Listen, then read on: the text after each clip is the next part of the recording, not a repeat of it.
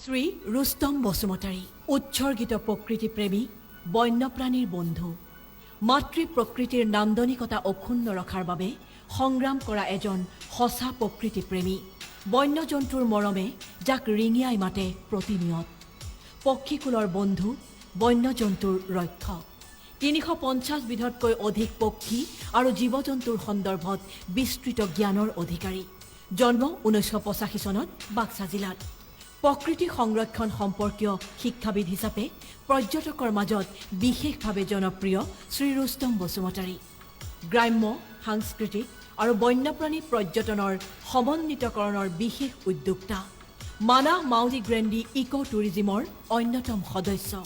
যুৱ প্ৰজন্মক মাতৃ প্ৰকৃতিৰ কাষ চপাই নি প্ৰকৃতি সুৰক্ষাৰ দিশত সজাগ কৰিবলৈ অহৰ্নিশে প্ৰচেষ্টা ৰুস্তম বসুমতাৰীৰ মানাহ ৰাষ্ট্ৰীয় উদ্যান তেখেতৰ দ্বিতীয়খন ঘৰ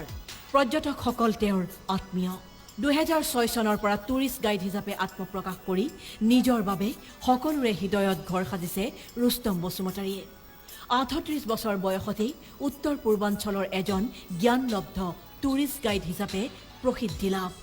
বুকুত প্ৰকৃতি মনত সততাৰে উত্তৰ পুৰুষক নতুন পথৰ সন্ধান দিয়া ৰুস্তম বসুমতাৰীক অসম গৌৰৱ সন্মানেৰে বিভূষিত কৰি আমি আহ্লাদিত গৌৰৱান্বিত